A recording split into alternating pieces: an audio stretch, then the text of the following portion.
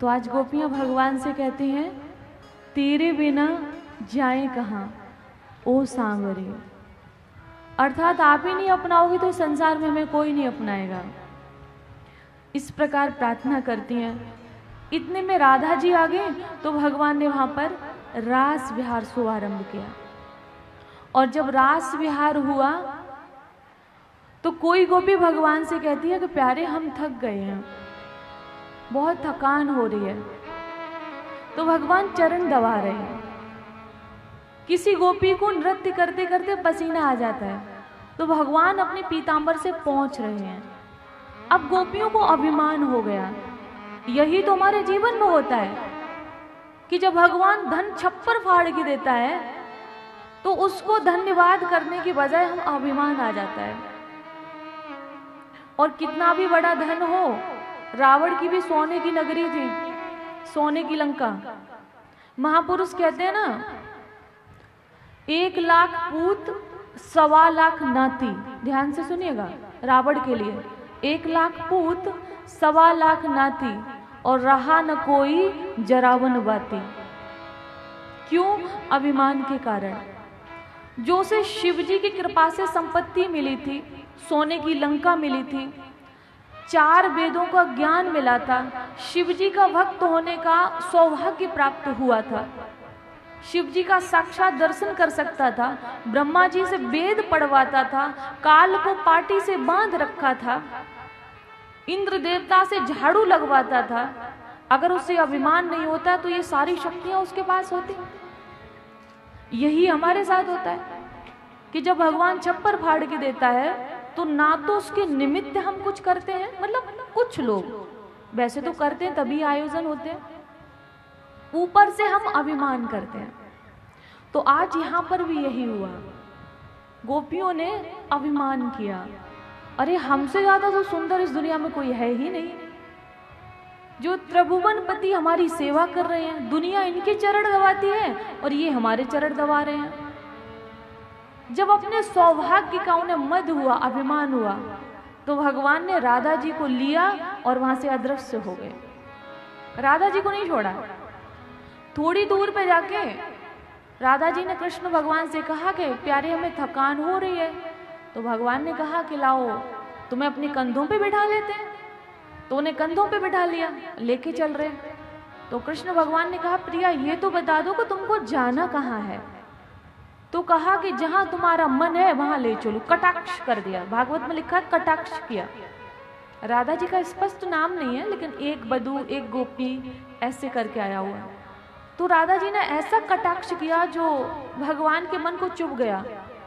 वो जिस स्थिति में बिठाया था ऐसे ही छोड़ दिया, वो गिरी धड़ाम से। गुस्सा आ गए बहुत तेजी से। जब भगवान अदृश्य हुए, गोपियां होश में आई तो देखा कि अभी प्यारे हमारे साथ थे, असंख्य गोपियां हैं। तो वो ढूंढ रही हैं भगवान को, और ढूंढते ढूंढते एक वन से दूसरे वन, दूसरे वन से तीसरे वन जा रही है। रात्रि का समय है, व्याकुल हो गई। ये प्रेम की पराकाष्ठा है। मुझे नहीं लगता है कि मुझे यहाँ कोई संसारिक उदाहरण देना चाहिए, लेकिन फिर मुझे ये भी लगता है कि अगर मैं नहीं दूंगी तो शायद समझना मुश्किल हो जाएगा, तो थोड़ा सा कम शब्दों में समझिएगा। ये इस कथा से संबंधित बात नहीं है, लेकिन आप लोगों को समझाने के लिए कह रहे हैं। जब इस संसार में हमारा मन किसी की ओर आकर्षित होता है, ध्यान से सुनिएगा, किसी व्यक्ति की तरफ आकर्षित होता है, तो ऐसी स्थिति में हम अपने माता पिता को, अपने धर्म को, अपने कुल को, अपने खानदान को, सब कुछ छोड़ देते हैं। हमें कुछ नहीं दिखाई देता, बस वो एक व्यक्ति दिखाई देता है। अब ये कार्य हम संसारिक व्यक्ति के लिए करते हैं तो ये तो कहीं ना कहीं नरक है, पाप है। अगर यही कार्य हम भगवान के लिए करें तो हमारा उद्धार हो जाएगा। आज भी कुछ लोग अपने माता पिता को छोड़ते हैं, अपने परिवार को छोड़ते हैं, अपने धर्म को छोड़ते हैं, अपने आराध्य को छोड़ते हैं, लेकिन भगवान के लिए नहीं, इस संसार के इंसान के लिए। अगर ये कार्य भगवान के लिए किया जाए, मैं ये नहीं कह रही छोड़ो, लेकिन जब आपकी भक्ति की स्थिति ऐसी बन जाए तो महापुरुष कहते हैं अगर इसमें कोई विरोध पैदा करे तो छोड़ने में कोई अपराध नहीं है। मीरा जी ने बहुत परिवार को निभाया, परिवारवाद निभाया, अंत में उन्होंने सब कुछ छोड़ा। और जब किसी ने पूछा भाई किसके लिए छोड़ा, तो कहा मेरो तो गिरधर गोपाल, दूसरों न कोई, जाके सिर मोर मुकुट मेरो पति सोई। संतन संग बैठ बैठ लोक लाज खोई, और छोड़ दई कुल की कान कहा करे कोई, मेरो तो गिरधर गोपाल दूसरों न कोई।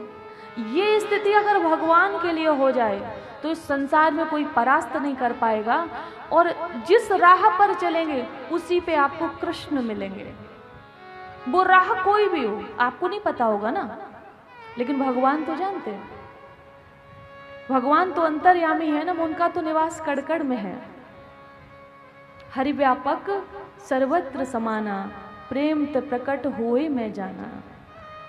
प्रेम होगा तो वो प्रकट हो जाएंगे। प्रहलाद जी ने खंबे से प्रकट किया। हमारे घर में भी तो खंबे लगे हैं, 2-4 घूंसे मार के देखना, देखो निकलते हैं कि नहीं।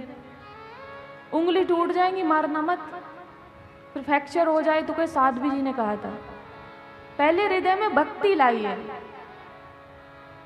फिर जहां चाहो वहां जाइए, फिर जहां चाहो वहां घूंसे मारिए कि यहां से निकलो, प्रकट हो, तब वो निकल के आएंगे।